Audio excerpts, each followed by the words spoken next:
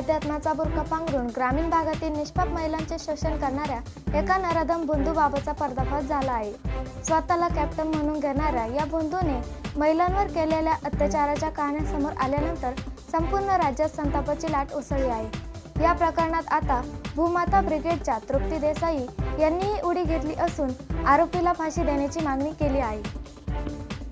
अंधश्रद्धेचा विळखा, आध्यात्मिक शक्ती मिळवून देण्याचे आमिष दाखवून महिलांना जाळेत ओढले, शारीरिक आणि मानसिक शोषण, शक्तीच्या नावाखाली महिलांवर अमानुष अत्याचार, तृप्ती देसाई आक्रमक, भूमाता ब्रिगेडची या प्रकरणात एंट्री, आरोपीला चोप देण्याचा इशारा, न्यायालयीन कारवाई।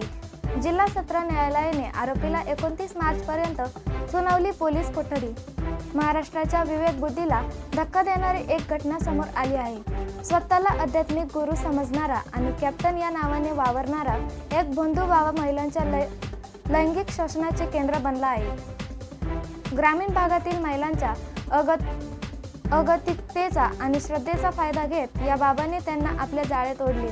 पीडित महिलांनी दिलेल्या तक्रारीनुसार हा बाबा शक्ती प्रदर्शनाच्या नावाखाली त्यांचे शारीरिक आणि मानसिक शोषण करत असे। या प्रकरणाने आता राष्ट्रीय स्तरावर लक्ष वेधून घेतले आहे। सामाजिक कार्यकर्त्या तृप्ती देसाई यांनी या घटनेचा तीव्र निषेध केला असून अशा नराधमांना समाजात स्थान नाही, त्यांना भरचौकात फाशी दिली पाहिजे अशी आक्रमक भूमिका घेतली आहे। देसाई यांच्या सहभागामुळे प्रशासनावरही दबाव वाढला असून तपासाला वेग आला आहे। या घटनेने महाराष्ट्रात नरबळी आणि इतर अमानुष प्रथा प्रतिबंधक कायदा किती अनिवार्य आहे हे पुन्हा एकदा अधोरेखित केले आहे। पोलिसांनी या कायद्याअंतर्गत कठोर कलमे लावून तपास सुरू केला आहे। न्यायालयाने आरोपीची गुन्हेगारी पार्श्वभूमी आणि प्रकरणाचे गांभीर्य लक्षात घेता त्याला 29 मार्चपर्यंत पोलीस कोठडी सुनावली आहे। अशोक खरात ने जो मुकदमा है उसे अरेस्ट किया गया है, लेकिन उसने जो महिलाओं के साथ जो लैंगिक शोषण किया है तो 200 से ज्यादा महिला जो है उनके साथ उन्होंने ऐसा कुकर्म किया है। पुलिस का काम कर रही है, लेकिन हमारी यही मांग है कि उसे जो है वो अरेस्ट किया है लेकिन फांसी की शिक्षा होनी चाहिए। लेकिन आज कोर्ट में लाया है, हमारे जैसी महिला के हाथ में दो या फिर अगर हमें कुछ अपॉर्चुनिटी मिली तो हम दोनों कान के नीचे उसको देने वाले।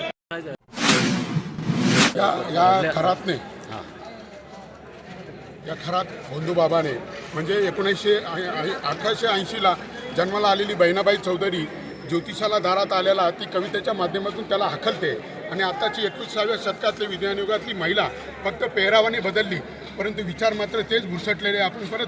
आणि हे सरकारचं मला एक विशेष वाटतंय, ज्योतिष शास्त्राला त्यांनी पदवी दिली आता कायदेशीर। अरे तुम्ही जर अशा अंधश्रद्धेला जर पदवी देत असाल तर मग आता या अंधश्रद्धेवर आळा घालायचा कोणी? हा भोंदू बाबा कशातनं तयार झाला? ज्यावेळेस जो पुढारी त्याच्या दर्शनाला गेला त्याच्या जवळ त्याने पाहिलं, ज्याने त्याला गळ्यात ताईत म्हणून बांधलं करतो, त्यावेळेस त्याला वाढवणारे, त्याला मोठं करणारे प्रत्येकजण गुन्हेगार असतो, प्रत्येकजण दोषी असतो। आणि अशा प्रत्येकाला इथं शिक्षा झाली पाहिजे, तरच हे असे बाबा बुवांना पोसायचं काम बंद होईल। निषेध वाटतो ह्या प्रोग्राम महाराष्ट्रामध्ये हे चाललंय, 21व्या शतकात हे चाललंय। संत तुकाराम महाराज म्हणतात, कोणी म्हणती आम्ही जाणती भविष्य, तुकाराम महाराज म्हणतात तुका म्हणे तोची मूर्ख जाणावा। अशा मूर्ख लोकांना आपण मोठं करतो, बुवा बाबांना। आणि या माध्यमातून एक महिलांना माझी विनंती आहे, अरे तुम्ही बाजारामध्ये गेल्यावर भाजीची, मेथी, कोथिंबीरीची जुडी काडी पाहून तपासून घेणाऱ्या या नीच नराधम बुवा बाबांची जराही लायकी तपासून घेत नाही। अरे बघा ना, कोणाच्या पायावर आपण डोकं ठेवतोय, त्याची लायकी काय? त्या भडव्याला त्याचं तरी भविष्य कळालं का? सांगा ना मला।